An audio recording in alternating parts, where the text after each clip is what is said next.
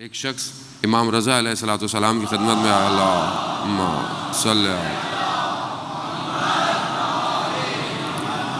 امام کی خدمت میں آیا، اور امام کی خدمت میں آ کر اس نے امام سے یہ گزارش کی کہ مولا میں خدا کو نہیں مانتا، کیونکہ خدا کو میں محسوس ہی نہیں کر سکتا، خدا کو میں درک ہی نہیں کر سکتا۔ تو خدا نے کہا کہ وائے ہو تم پر، خدا ادراکات سے عاجز ہے، خدا تمہارے ادراکات میں، تمہارے درک میں، تمہارے پہچان میں، محسوسات میں آ ہی نہیں سکتا۔ اصلا خدا نہیں ہے وہ جسے تم درک کر سکو۔ خدا تو قرآن میں کہہ رہا ہے وما ادراک ما لیلۃ خدا قرآن میں کہہ رہا ہے، خدا کہہ رہا ہے تم اصلا لیلۃ القدر کو درک نہیں کر سکتے، تم مجھے کیا درک کرو گے؟ لیلۃ القدر کو درک نہیں کر سکتے، یہ خدا کہہ رہا ہے جان محترم۔ تو پھر امام نے بہرحال اسے کہا کہ خدا جو ہے وہ اس طریقے سے خدا کو درک نہیں کیا جا سکتا جیسے تم چیزوں کو درک کرتے ہو یا محسوس کرتے ہو۔ خدا جو ہے وہ پھر کس طریقے سے محسوس کیا جائے؟ قرآن کی آیت جس کو ہم سہارا بنایا اپنی گفتگو کا، سورۃ طٰہٰ کی، کہ جیسے پروردگار نے ارشاد فرمایا جناب موسیٰ علیہ الصلوۃ والسلام سے، کیا القیت علیک محبۃ، میں نے آپ کے اوپر اپنی محبت کا عکس ڈالا، ریفلیکشن ڈالی۔ اب خدا کی ایک اور صفت ہے کیا کہ خدا کے اندر چینج نہیں ہے۔ یہ جو چینج ہوتا ہے نا، مثلا چیز چینج ہو رہی ہے، چھوٹی تھی بڑی ہو گئی، بڑی تھی گر گئی، درخت ہے پودا تھا درخت بنا، چینج نہیں ہے خدا کے یہاں۔ چینج نفس کی حالت میں بھی ہے، دونوں چیزوں کو آپ نے نفس کیا ہے؟ میں ابھی غصے میں ہوں، میں ابھی خوش ہوں، میں چینج ہو رہا ہوں نا۔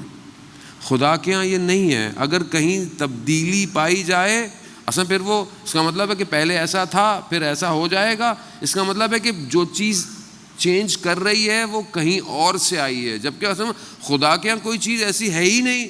تھوڑا سا مشکل ہے، لیکن کیونکہ لا الہ الا اللہ تک پہنچنا ہے جان محترم، آسان نہیں ہے۔ گردن کاٹوانا لا الہ الا اللہ کے لیے تبھی ممکن ہے جب خدا سمجھ میں آتا ہے۔ چینج نہیں ہے اس کے ہاں، تبدیلی نہیں ہے۔ تو پھر کوئی جوان بچہ کہہ سکتا ہے تو مولانا صاحب پھر قرآن میں آیات ہے خدا غضبناک ہوتا ہے، خدا غصہ کرتا ہے، غضبناک ہوتا ہے، خدا جو ہے وہ راضی ہوتا ہے، تو یہ کیا ہے؟ تو ان چیزوں کو سمجھانے کے لیے خدا نے ایک خاص مخلوق کو دنیا میں بھیجا کہ جن کے غضب کو اپنا غضب کہا، جن کی رضا کو اپنا رضا کہی۔ اللہ صلی اب یہ اصل خدا کے یہاں تبدیلی نہیں ہے۔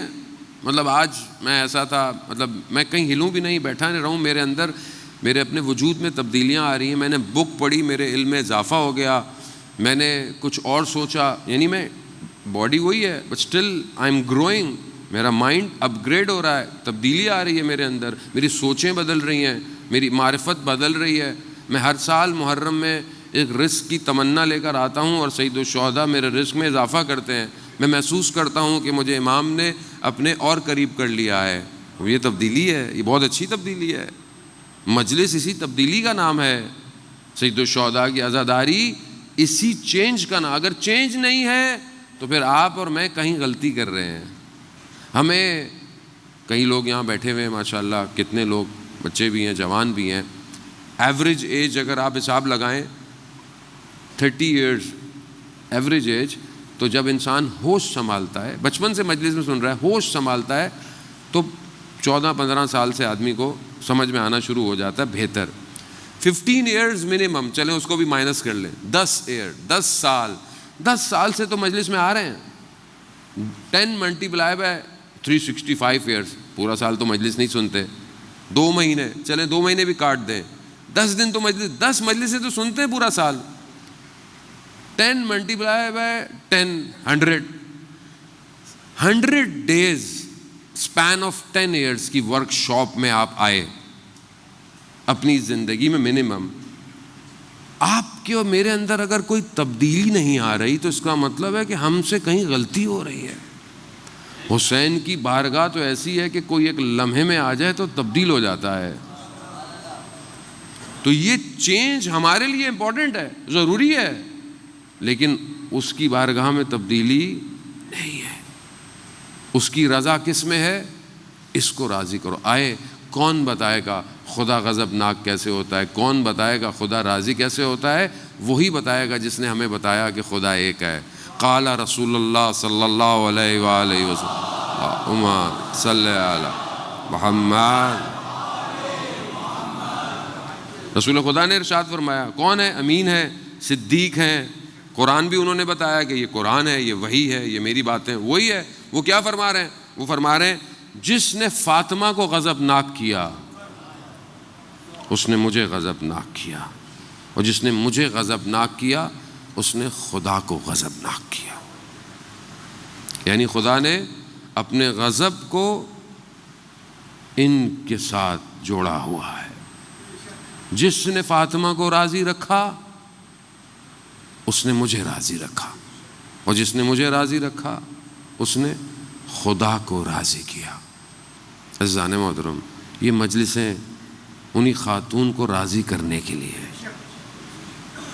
کوئی بھی ہمیں کچھ نہیں دے سکتا، کوئی نہیں دے سکتا سوائے اس دروازے کے. تو بہرحال ہم اس کو سمجھیں. یہ جو خدا کے اندر اور بہت ساری ایسی چیزیں ہیں کہ جو خدا کے یہاں پائی نہیں جاتی ہیں. عزیزان محترم،